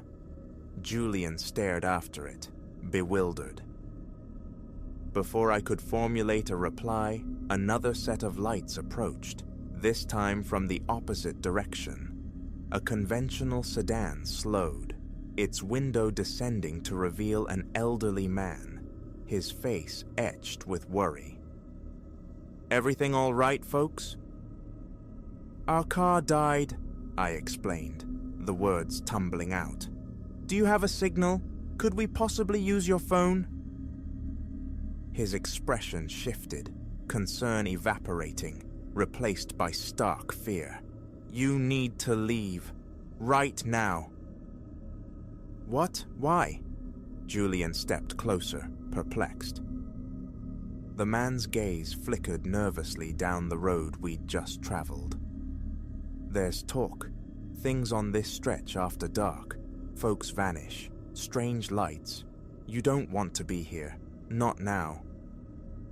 A tremor traced its way down my spine. "What kind of things?" His window was already gliding shut.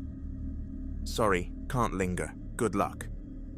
He gunned the engine, tires spitting gravel, and fled, leaving us enveloped once more by the silence and the encroaching dread.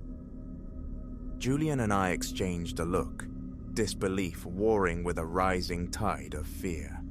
What had he meant, and what were we supposed to do? That's when the third set of lights appeared, not distant, but suddenly. There, far too close, burning holes in the darkness, and they were coming directly at us, accelerating with terrifying speed. "Get in!" I shrieked, wrenching the door open, tumbling inside.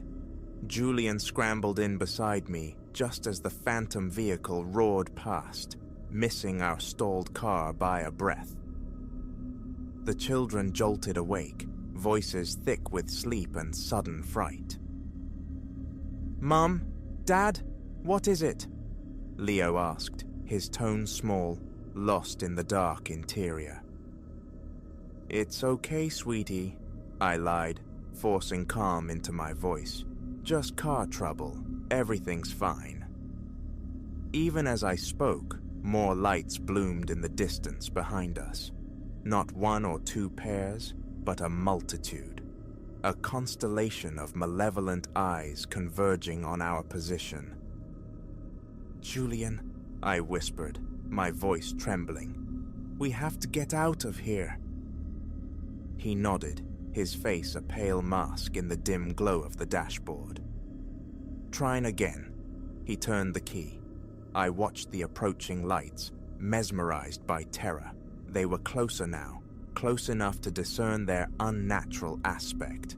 Some rode impossibly high, others skimmed the pavement.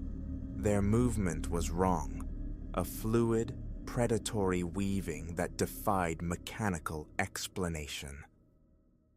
The engine sputtered, choked, then miraculously caught, roaring into defiant life. Julian wasted no time.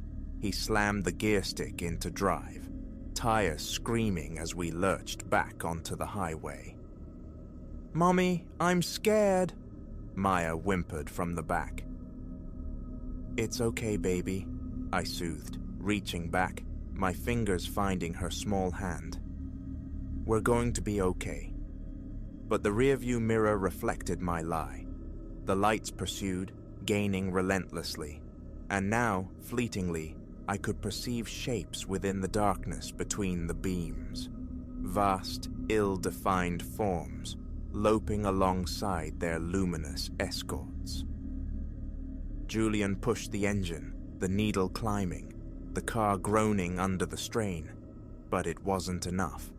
The lights surged closer. With them came a sound, a low, resonant thrum that seemed to vibrate deep within my bones, shaking my teeth. "What are they?" Leo breathed, his face pressed tight against the rear window. "Don't look," I snapped, sharper than intended. "Just keep your eyes closed." The thrum intensified, swallowing the engine's whine, the rush of wind. It became the only reality, an omnipresent vibration that made my head swim, my vision pulse. Then, abruptly, utter blackness. The dashboard lights, our headlights, the pursuing glare, all extinguished simultaneously. We were suspended in a perfect, lightless void. Silence reigned for a heartbeat. Then, a blinding radiance erupted from above, flooding the car's interior, searing my retinas through closed lids. I felt an impossible lightness, the car lifting, detaching from the road. The children screamed. Julian yelled words lost in the deafening hum that now filled everything.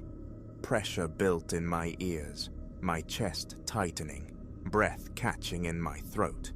Just as consciousness threatened to fray, it stopped. The light, the sound, the sensation of ascent vanished. Slowly, I opened my eyes, blinking against the residual glare. We were back on the shoulder, the engine idling smoothly. The highway stretched before us, vacant and ordinary under the indifferent stars. "Everyone, okay?" I managed, my voice a dry rasp.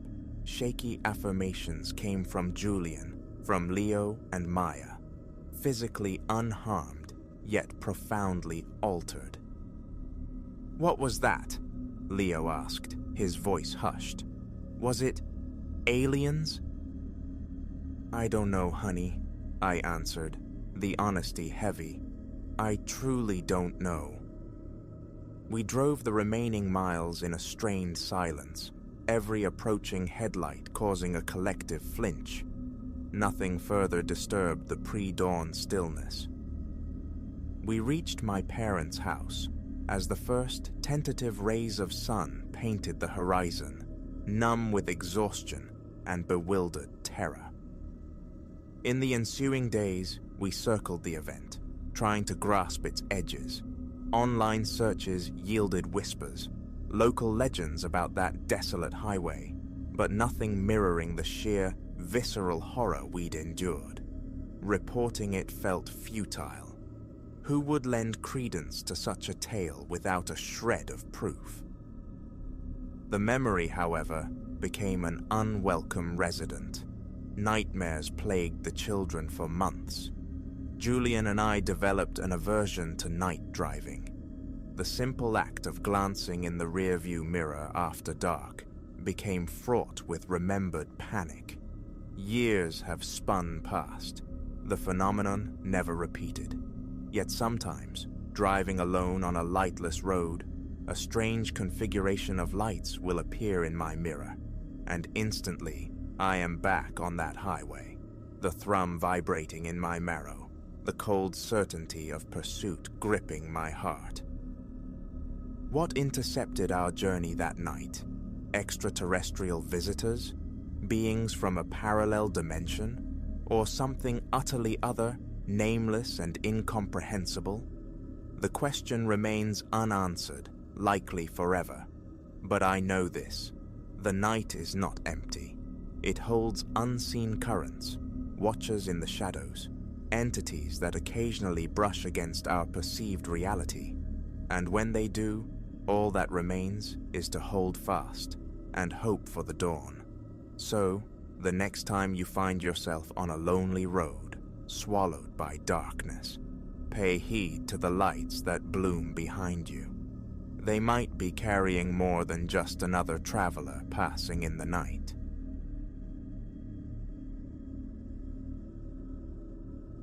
The engine choked, a final rattling exhalation, and then silence descended like a shroud. I drifted onto the gravel shoulder, the car a suddenly inert shell on a ribbon of asphalt unwinding through forgotten country. Isolation clamped down. Miles stitched me away from anywhere resembling civilization, tethered to this useless bulk of steel, the phone in my hand displaying only mocking emptiness. No signal. This mechanical failure, I sensed with a prickling dread, was merely the overture. My name is Elias. What follows is not a tale easily told, nor easily believed. How a mundane journey towards a cousin's wedding warped into a desperate scramble against an evil thriving in the pastoral shadows. The drive itself should have been unremarkable, a shortcut tracing the contours of rolling hills, dense woodlands, and the occasional farmhouse slumbering in the fields. But as the sun bled towards the horizon, painting the sky in bruised purples and oranges, the landscape's charm curdled, replaced by an unnerving stillness that swallowed sound. Hours had dissolved behind me when the car first faltered. A frantic pulse flickered on the dashboard, check engine, followed by convulsive lurches. I wrestled it to the shoulder just as the last vestiges of power drained away. Lifting the hood revealed a familiar labyrinth. The engine's innards remained a cryptic sculpture of grease and metal, utterly defiant of my layman's gaze. Mechanics were a language I'd never learned. With a sigh that feathered into the cooling air, I confirmed the phone's uselessness. Help would require legwork, the old-fashioned kind. Far down the road, a solitary point of light glimmered, a farmhouse, perhaps half a mile distant. Not ideal, but the only beacon in the encroaching dark. As I began to walk, the silence pressed in, absolute. No thrum of insects, no owl's query, only the crisp percussion of my own footsteps on the gravel and the rasp of my breath. The farmhouse solidified as I drew nearer, weathered clapboard siding, a porch roof sagging slightly with age. Lights glowed warmly within, and the silhouette of an old pickup truck stood nearby, occupied.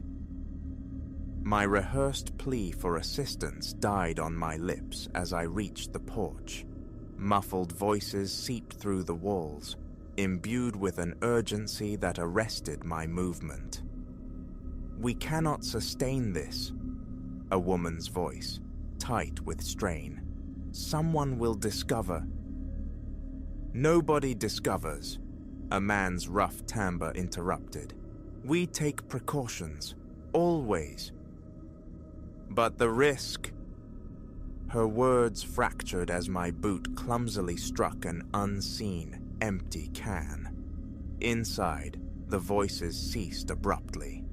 I froze, breath held captive, acutely aware of my transgression, an unwilling ear to secrets not meant for the open air. The front door creaked open. A tall man, broad across the shoulders, filled the frame. His face was topography carved by time and harsh weather, his eyes like chips of flint, assessing me with unnerving stillness. "Something you need?" His tone offered no welcome. I forced moisture into my dry mouth, stretching my lips into what I hoped was an apologetic smile. Deeply sorry to impose, my car gave out just back down the road. Wondered if I might trouble you to use your telephone. Call for a tow truck. He held my gaze for a pregnant pause, then flicked a glance over his shoulder towards the interior shadows. When his eyes returned to mine, a subtle shift, a flicker of something cold and calculating, sent an involuntary tremor down my spine.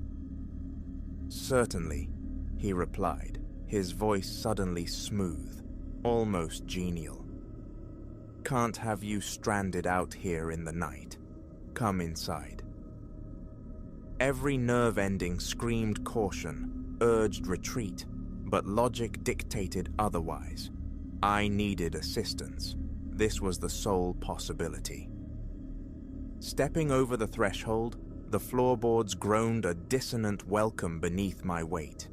The farmhouse interior was dim, cluttered, the air heavy with an indefinable scent, sickly sweet, underpinned by a current of decay. A woman materialized in a kitchen doorway, nervously wiping her hands on a faded cloth.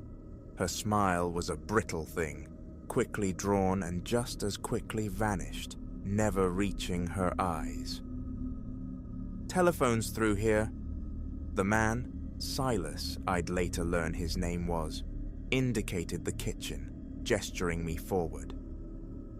As I passed the woman, Elspeth, I saw the bloodless white of her knuckles gripping the cloth. Her gaze met mine for a fleeting instant, revealing a starkness that looked unnervingly like terror. The kitchen was cavernous, dominated by an archaic wood-burning stove. Yet my attention snagged on the cellar door. Thick, reinforced wood, bound shut with an alarming array of bolts and padlocks facing outwards. An architectural anomaly designed not to keep things out, but to keep something in. Silas pointed to an ancient rotary phone mounted on the wall. "Help yourself. Got the number for roadside?" I didn't, but the operator would suffice. Lifting the heavy receiver, I registered Silas positioning himself subtly between me and the only visible exit. Elspeth hovered nearby, her eyes darting from me to the locked cellar door and back again. I dialed 0, a silent prayer accompanying the motion. Instead of a dial tone, a flat, lifeless hum met my ear, utterly dead. "Problem?" Silas inquired, his calmness unnervingly absolute. Slowly, I replaced the receiver. My thoughts scrambled for purchase. "Ah, yes, seems the line is out." He nodded, unsurprised. "Happens. Weather moves through." But the night outside was placid, clear. No storm had passed. "Look," I began, striving to keep my voice level, betraying none of the rising panic. "I appreciate the thought, but perhaps I should just walk on. Find a service station." Silas's expression hardened, the genial mask dissolving. "Wouldn't recommend that. Not safe. Wandering these roads after dark. Best you stay put. We have a spare room. I'll run you into town come morning." It wasn't an offer. It was a statement delivered with the weight of finality. His posture, blocking the way, underscored the lack of choice. "That's extremely generous," I managed, mind racing for an escape route, any plausible excuse. But I really must press on. My cousin's wedding is tomorrow, and I wouldn't want to miss. My words were severed by a sound that turned my blood to ice. A thin, muffled shriek tore upwards from the floorboards. From the cellar. Elspeth emitted a tiny, choked gasp, instantly suppressed. Silas's face contorted into a dark mask of fury. "Now see what you've precipitated," he snarled, all pretense incinerated. "You've disturbed our other guest." My heart hammered against my ribs, a frantic drumbeat threatening to burst free. An unshakable certainty settled over me. Leaving this house now was imperative, or I would never leave at all. I feinted left, then lunged right, a desperate bid to slip past him. He moved with a speed that belied his bulk. His hand clamped onto my arm like a steel trap, and he hurled me against the wall with bone-jarring impact. "Elspeth!" he barked. "The cord!"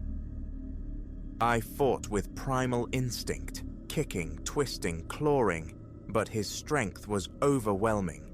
Within moments he had me pinned, my cheek pressed hard against the grimy linoleum floor. "Should have kept to the road," he muttered, yanking my hands behind my back, securing them tightly. "No matter, you'll be keeping our friend company shortly." As he began to haul me towards the cellar door, my gaze snagged on Elspeth's face. Tears tracked through the grime on her cheeks, but her body remained inert, offering no resistance, no aid. Whatever waited beyond that formidable door, she had reconciled herself to its horrors long ago, a mirror reflecting a long-shattered hope. The bolts rasped open, one after another. The heavy door swung inwards. A wave of putrescence washed over me, an indescribable miasma of old blood, waste, and sheer despair. As Silas started dragging me down the unseen stairs into the waiting blackness, I squeezed my eyes shut, convinced I was descending into hell's antechamber. How long I remained in that subterranean darkness, I cannot say. Days bleared into an amorphous passage of time, punctuated only by the arrival of new guests and the chilling vacancies left by others. The atrocities witnessed, the suffering endured. Language falters before such depths. Yet amidst the abject horror, the ember of survival never fully extinguished.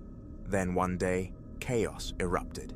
A newly captured soul, fighting with the ferocity of the damned, inflicted an injury upon Silas. In the ensuing pandemonium, a sliver of opportunity appeared. The specifics of my escape are a brutal tapestry I choose not to unravel here. Know only that it was neither swift nor without cost, but I emerged. Now sharing this account, I anticipate disbelief. The narrative strains credulity, sounds like fevered fiction. I assure you, it is etched in truth, and that farmhouse still squats on its patch of forsaken earth, nestled beside some forgotten road. Silas and Elspeth endure, their grim harvest continuing amongst unwary travelers. So, should you ever find yourself broken down, swallowed by the nowhere places, exercise profound caution before seeking refuge. You cannot fathom the particular hell you might stumble into, and once inside, escape may demand a price beyond reckoning.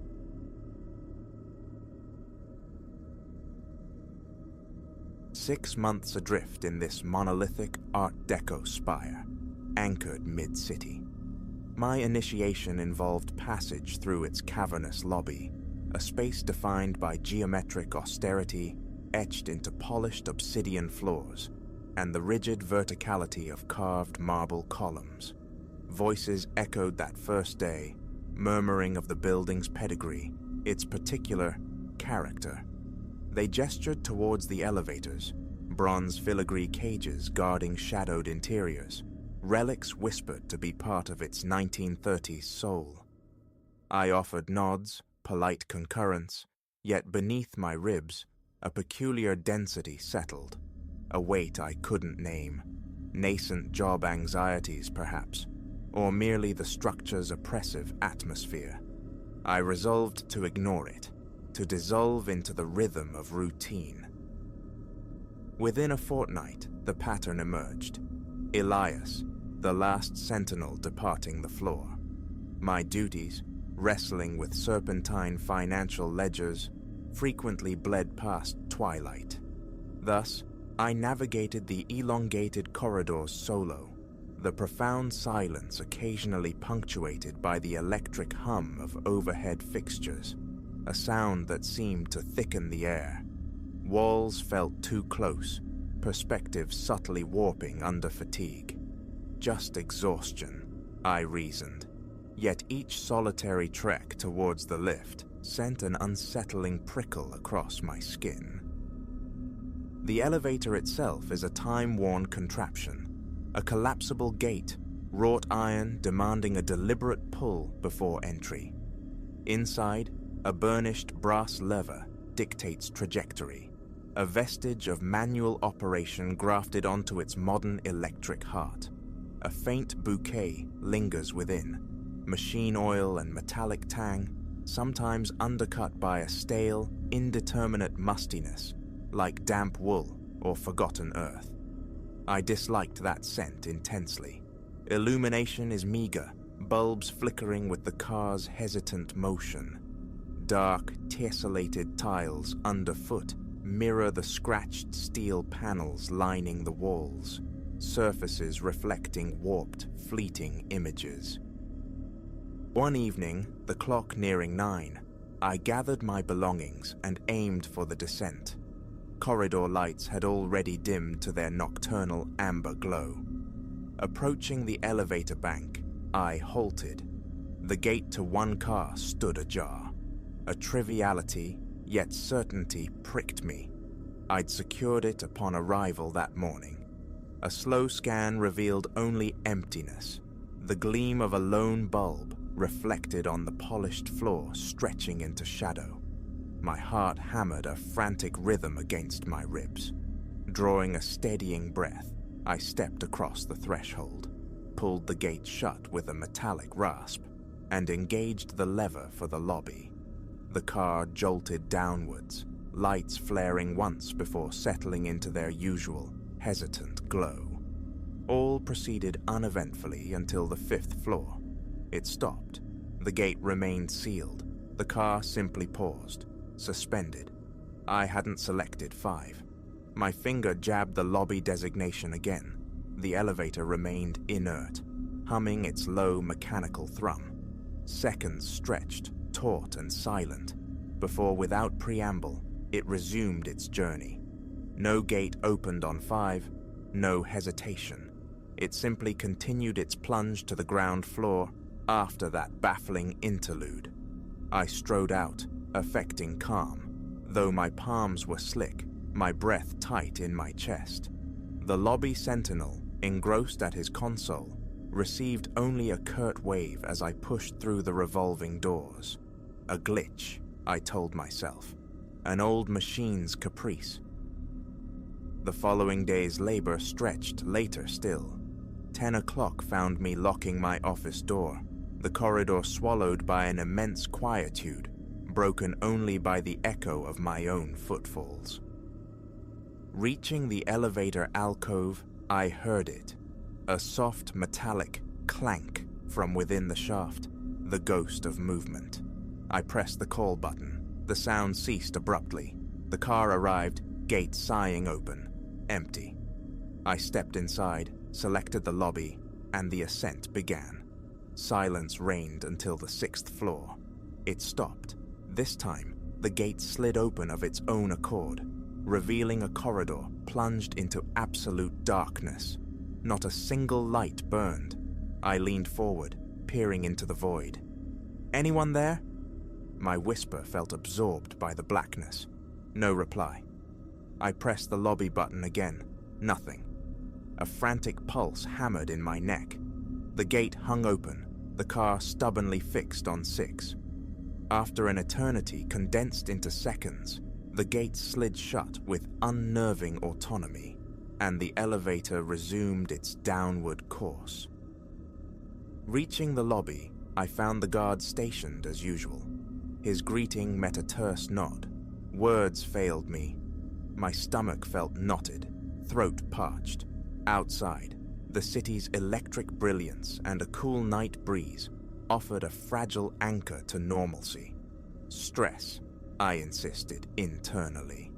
Antiquated elevators are prone to eccentricities. I resolved to keep silent, lest colleagues or superiors perceive instability. 2 weeks drifted by. An urgent report chained me to my desk past 8 one evening. Stepping out for a soda from the machine situated at the corridor's far end, I heard it, a distinct rattling near the elevator bank, the unmistakable sound of the gate being manipulated. Glancing down the long, shadowed hallway, I saw a shape, tall, indistinct, cloaked in what seemed a dark suit, crowned by a hat. Frozen, I watched as the figure appeared to slide the gate open, step within, and pull it shut. I moved closer, footsteps quickening, but by the time I reached the elevator, the indicator showed it resting, unmoving, on my floor. I summoned it. The gate opened onto vacancy. The overhead bulb gave a convulsive flicker. A chill traced a path down my spine. Dragging a hand across my face, I sought composure, retrieved my soda, and retreated to the relative sanctuary of my office. Departure waited until nearly 9:30, courage painstakingly reassembled. In the ensuing days, I cultivated an aversion to the elevator, opting for the stairwell whenever venturing outside standard business hours. Yet its use remained periodically unavoidable. My office resided on the 8th floor, and transporting cumbersome archive boxes via 8 flights of stairs proved punishing. One evening necessitated conveying several such boxes to the basement storage. Dread coiled in my gut, but practicality won. I loaded the files onto a small trolley, maneuvered it into the elevator's cramped interior, and pressed the button marked B. The descent was accompanied by a low groan from the machinery, the lights flickering with greater insistence than usual. By the time we reached the subterranean level, beads of sweat dotted my forehead. The basement itself is a realm of perpetual twilight, a single corridor punctuated by sparse overhead bulbs leading to the storage chamber at its terminus. The air hangs thick with the scent of mildew and aged paint. I deposited the boxes, secured the storage room lock, and turned back towards the lift. As I approached, a new sound reached me, distinct footsteps, seemingly ascending or descending the metal framework. Within the elevator shaft itself, echoing strangely in the confined space, I stood motionless, listening intently. The sound ceased. The corridor light above me pulsed erratically. I pulled the gate open. Empty. Stepping inside, I selected 8, watching the gate lattice shut. The car began its ascent. Roughly halfway to the ground floor, it shuddered violently. My stomach plunged. The elevator slowed, nearly stopping, then lurched upwards again. I kept my gaze fixed on the small, illuminated floor indicator. It bypassed the lobby level, continuing its climb. At the 4th floor, it halted once more. The gate slid open. The hallway beyond was dark, abandoned for the night. Then, a whisper, faint and sibilant, brushed the edge of hearing. Not words precisely, more like soft rhythmic breathing or hushed, incoherent muttering. My skin tingled, heart pounding a heavy tattoo against my ribs. I jammed the button for 8 repeatedly. The gate closed, and the car resumed its upward journey. Emerging onto my floor, I hurried to my office, locked the door, and sank into my chair, hands trembling. Paperwork lay spread before me, yet my mind replayed the phantom whispers over and over. The next morning, I sought out the building manager, maintaining a carefully casual tone. Were there any known mechanical issues with the main elevator? He assured me everything was functioning normally. He conceded its age, acknowledged potential noisiness, but offered no mention of spontaneous stops or inexplicable acoustics. I didn't press further, simply nodded and retreated. That evening found me solitary once more. The city glittered beyond the windows, a vibrant contrast to the lifeless, stuffy air within the office. I decided against tempting fate further, packed my satchel, and walked towards the lift, consciously striving for calm. Palms damp, shoulders rigid. Reaching the elevator alcove, I cast a final glance down the empty corridor, the buzzing overheads the only sound. I pulled the gate open, stepped inside, pressed for the lobby. The car gave its customary jerk, then began to descend, smoothly this time, until the 6th floor. It stopped, unbidden. The gate slid open onto a dimly lit hallway, vacant. My breath caught. I took a tentative step forward, just to peer out, my shoe brushing the threshold. Instantly, the hallway lights extinguished. I heard the distinct click of a switch. My heart leapt violently. Scrambling back into the car, I hammered the lobby button. The gate began to close, sluggishly, as if encountering resistance, before finally latching shut.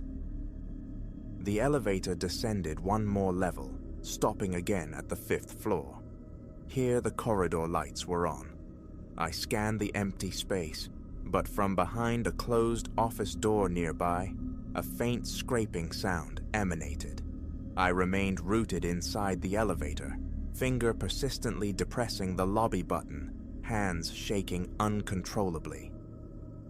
Finally, the car moved, delivering me to the ground floor. I bolted out. The security desk was unoccupied.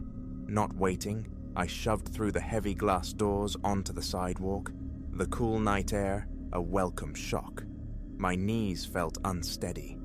I stood for a moment, gulping air, then turned to look back at the lobby. Still empty. The guard, presumably, was making rounds or in the restroom. The urge to confide vanished. I craved only the sanctuary of home. Weeks spun into a disquieting rhythm. Sometimes the elevator performed flawlessly, prompting doubts about my own perceptions.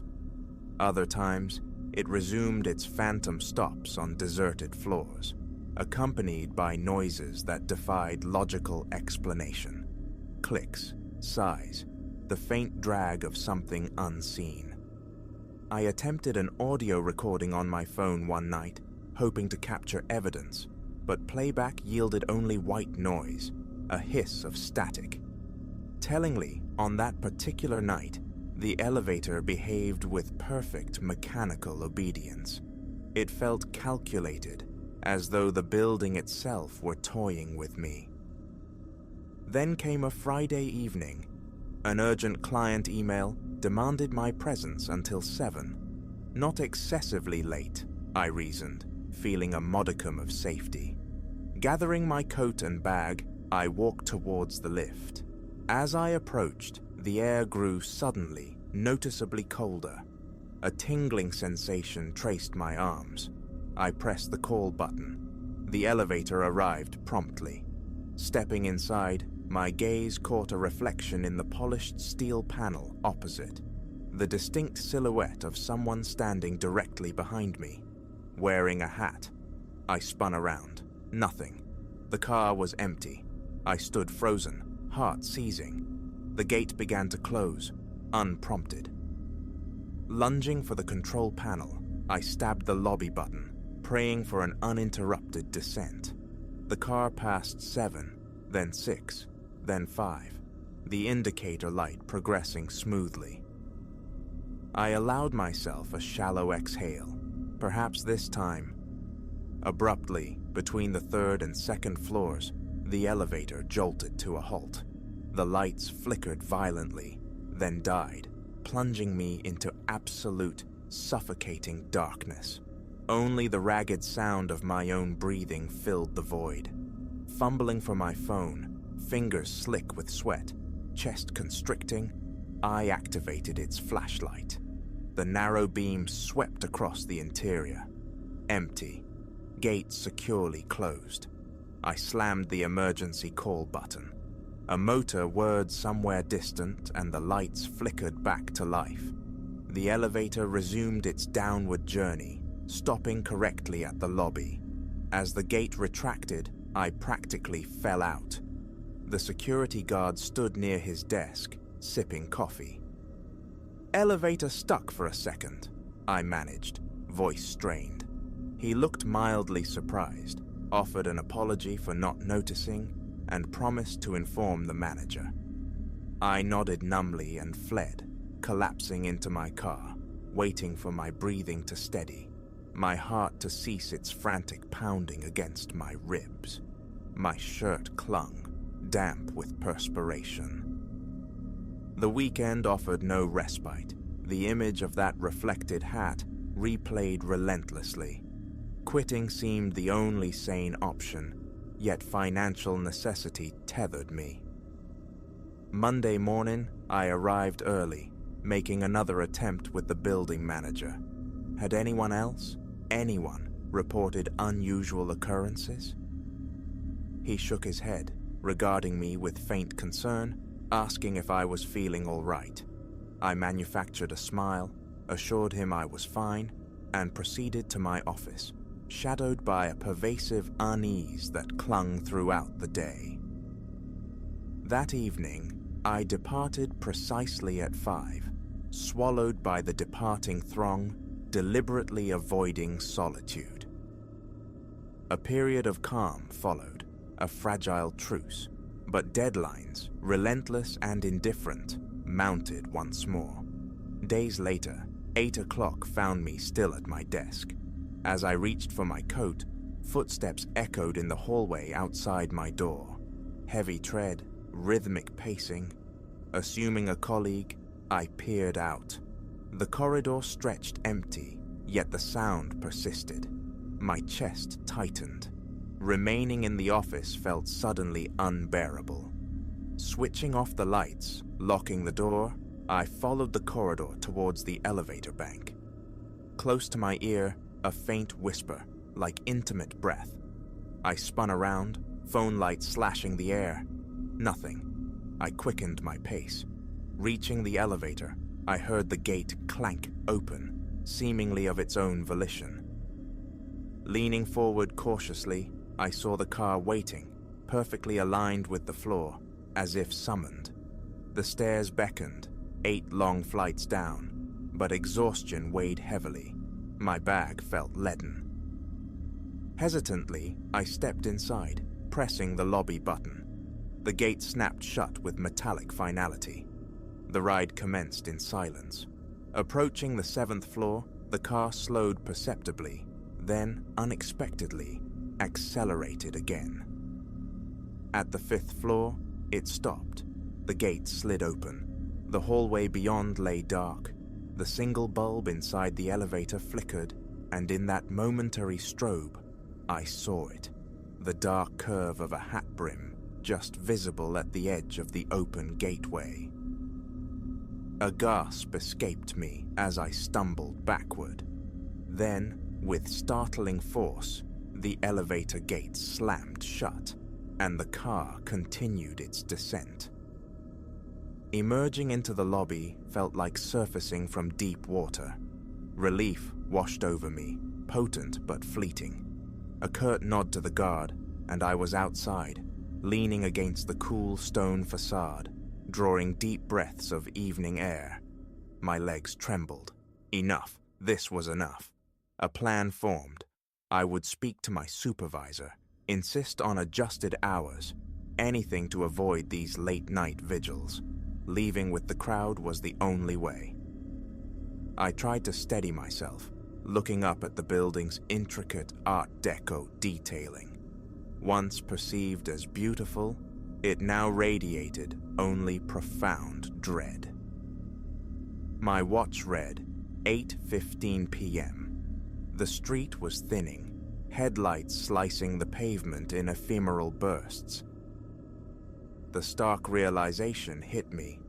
I possessed no tangible proof. No security footage would reveal a hatted man vanishing into an empty lift car. No one else voiced similar experiences.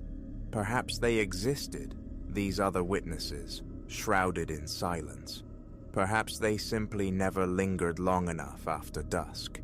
I couldn't know. All I knew was the persistent sensation of being watched whenever I rode that elevator alone. The whispers that defied source or meaning. The gates opening onto floors steeped in expectant emptiness. The fleeting glimpses of a figure perpetually dissolving upon inspection. The thought of quitting remains a constant companion, yet here I stay, hoping, perhaps futilely, for management to finally modernize the lift, or for our offices to relocate entirely. Until then, avoidance is my strategy. If lateness becomes unavoidable, I linger in my office, a prisoner of paperwork, until the sound of a departing colleague offers safe passage. It's an imperfect defense, but the only one I have. I cannot substantiate my fear, and doubt logic would prevail even if I could. So it stands. I inhabit a venerable Art Deco tower, served by an antiquated elevator, with a mind, or perhaps a ghost, of its own. It journeys through the night unbidden. It pauses on levels no one selects. Occasionally, I perceive the phantom curve of a hat brim, or catch whispers like static on the air. No one else confesses to seeing, to hearing, but the experiences are etched into my reality, undeniable. As long as this place remains my workplace, my vigilance remains absolute. Each time I step across that threshold, into that metallic cage, my breath will grow shallow. My heart will beat its frantic rhythm against my ribs. My eyes will fix on the gate, perpetually braced for its next inexplicable opening onto some vacant, waiting floor. And I will force myself not to contemplate what precisely I might finally see if it does.